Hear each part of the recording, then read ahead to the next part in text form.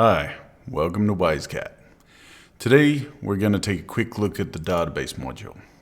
It's a very useful module that when added to a course can help you collect all sorts of data, have it collated, searchable, and even formatted to your own specific specifications.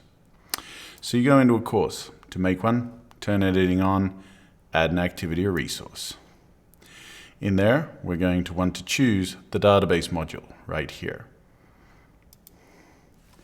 As with any other module, we'll give it a name, my new database. You can add a description, and then we have a whole bunch of entries and availability settings that we can add. Let's take a quick look. So approval required. Because this is a module that actually collects data from students, whether that's those entries by the student should be visible to other students by default without approval, or whether they require approval from a teacher, can be set right here. You can also choose whether you're going to allow other students to comment on the posts by other students and entries by other students, as well as set restrictions on whether students need to post a certain number of entries before they can view other people's entries, and finally, a maximum number of entries that students can add. This gives you quite good control over how students are actually going to use it. And for example, entries required before viewing is a very useful setting for preventing students from just looking at other people's entries and copy pasting. For availability, you can choose when this activity is available to be used, and you can even set a read-only period.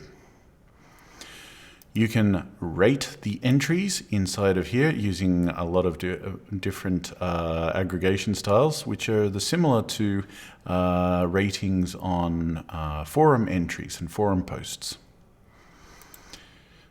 So for this one, I don't think I'm going to add ratings. And then we have the standard common module settings and activity completion. If we change that to allow when conditions are met, we can actually say, okay, a grade must have been added or something like that as well. We can also, instead of requiring someone to view the activity to complete it, we can actually say, well, they need to make some entries. And so actual participation can be a requirement of activity completion if you use activity completion in your course.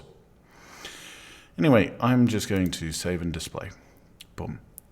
So now we have an empty database. There is nothing in there.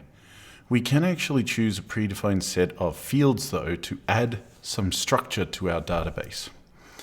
There aren't very many to start with. There is just an image gallery here, but this is actually a fairly good one if you just want to see a database in action. However, today, because this is a tutorial, I'm actually going to configure the fields manually. So I will just skip off of that and go back to this page here. So message is coming up. There are no fields defined for this database. So down below here, there's a create a new field thing. And in here, we see all the different types of data that we can collect. So we can have a checkbox, date entry, we can have files, uploading files, so students can upload their files, latitude, longitude, menus, and multi-menus so that they can actually select options from menus, numbers, pictures, radio buttons, text areas, text inputs, and URLs. These are the default set that are available from Moodle when it's first installed. So I might just add a text input for a starter, and we'll call this the title for our post. Right, and we're going to make this a required field. So we make this a required field. That means that this field will, if it's not complete, then the students will not be able to submit the submission. And I'm also going to add allow auto link here because this is quite a neat feature. What this does is it makes it available as an auto-linking aspect of the course, which is very powerful if you have other pros in which this database might actually relate to. So sort of similar to glossary auto-linking. Anyway, more on that a little bit later. So we come in here and now we've got one field. Let's grab another field, a second field, a text area this time. And this is one of those big boxes of the Atto or TinyMCE ilk. So we'll call this a required field as well. And we'll say this is the story. And so in this case, students have to actually submit a story. We can also have embedded file size as well. We can actually add file size limits to this as well, which can also be pretty useful if you have students who might get carried away posting video files or something that are 6 megabytes in, or 6 gigabytes or something like that in size. Anyway, I'm not going to set a restriction there, not right now. Okay, so now we have our title and story. So we've got a couple of fields set up. The next thing that is necessary is templates. Now templates can be self-generating, and just by clicking on templates here in the top, it has now gone to the single template, and this has generated a single template for me. And so this is what Moodle thinks by default is, well, if you have two fields like this, this is probably what you want. So a good idea is just to go through and just click save on each of these templates first. We can tweak them and modify them and change them later. But for now, we'll just pay attention that they actually exist, and we'll just save them. Now, sometimes you don't have to actually save all of these templates, but I'm going to do it anyway because why not? Okay, there are a couple of templates here that you do not actually need to really set. The RSS template, well, probably you're not going to be using RSS on this one, but if you do use RSS, advanced feature, I doubt you'd be watching this particular tutorial. Another one is CSS template. Now, this is where the power really starts to come in, is CSS and JavaScript. So CSS means that you can actually format the template however you actually see fit. So you want it to display using, say, a grid that automatically constructs, by all means use your CSS template. If you are, say, for example, adding items that need to be formatted into a table, like a schedule or something like that, this is what you want. You can also use a JavaScript template, so you can add JavaScript scripts to the database to allow it to have some more dynamic elements appear on the fly, and some dynamic processing like rollover images, etc., which you probably wouldn't do using JavaScript anymore, but hey, JavaScript's available, which is cool. Okay, so now let's go and look at what it looks like when we add an entry or something. So just going to my new database right there, no entries in database, but now we've got no errors that are actually saying there is no fields or something, because we have fields, and now we have an option to add an entry to our database. So let's add an entry, and we'll say the 3 bears. And I'm going to just copy that to my clipboard, and I'm going to write my story in the story box just below. I will pause the recording and come back to you in the future. Okay, it is now the future. And now I have the story of the 3 bears. Once upon a time there were 3 bears. So I'm going to save this and I'm going to view it. So here it is saved. I have my title here and my story here. And right away you can probably see why we might actually want to style this a little bit and add CSS templates to it. But basically there we go. I've got my story there and it's ready to go. Now, as I said before, this auto-linking thing can happen. So this is actually pretty cool because outside of here, we can actually go back now to the course top page. And if we actually say add a label, then we'll be able to get some auto-linking happening. So there was a nice story called the 3 bears. Now in this case, we need to have the actual text appear exactly as it was on the database entry. So it has to be character perfect. If you do not actually have a character perfect, it will not link. Now, as we can see right now, this still has not linked. And there's a reason for that, is because I haven't actually switched the linking on just yet. So let's go and do that now. So this sort of auto-linking feature is also called a filter. So bonus information here, filters are pretty cool right now. Filters, some of them do exist by default in the course, and you can see that these are the ones that do exist.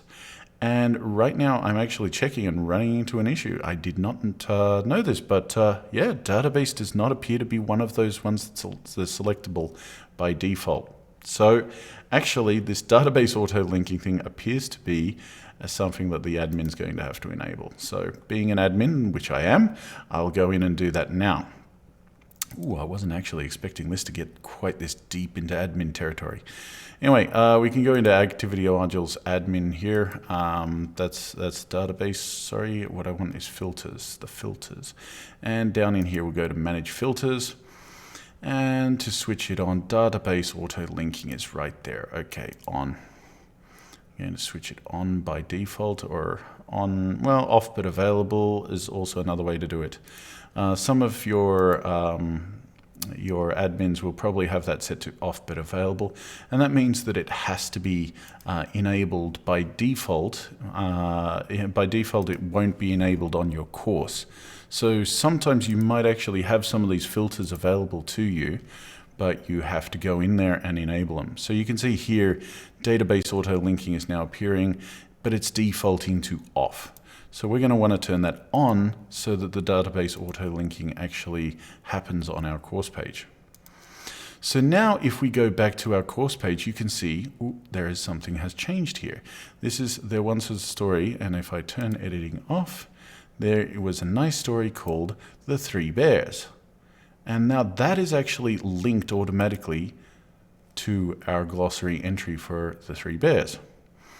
And this actually is, being a filter is a very cool feature in that it actually does update. So if I just put in a story called Nice Story, if I add that to the database now, that will also auto-link. So let's try it. Nice story. Well, it isn't a police story. All right, so I just add that, why not, save, and also we can of course add multimedia of any kind, and all of the tools that are in any normal block here are actually available. So this is actually where you can also get students to add audio or video just by recording using the inline recorder. So I'm going to save and view that one. Boom, nice story. Well, this isn't police story. Now I've got two entries in my database. Go back to my course. Now you can see nice story is auto linking to that entry. And the Three Bears, of course, is still auto linking right there. So that is pretty much it for this video. We've gone through the database to set it up, set up the fields, set up the templates, and this has just been a very small look at the database. You can also get actually presets and other fields, etc. from, say, places like Moodle.org as well, so it's well worth having a bit of a look there.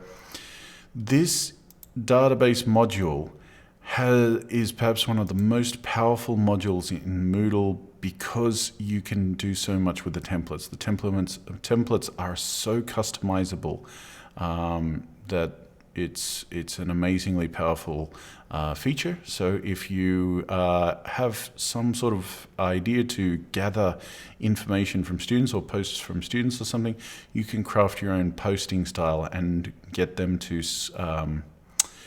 upload their data quite efficiently. Takes a bit of setting up though, so definitely not for a quick implement within 5 minutes sort of a thing. This is a little bit more advanced, so I think I will attach a tag to this that says this is not beginner Moodle.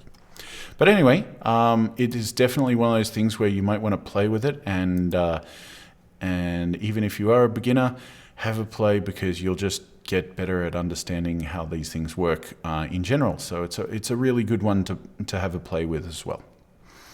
Okay, so thank you very much, and I will talk to you again real soon. Happy Moodling.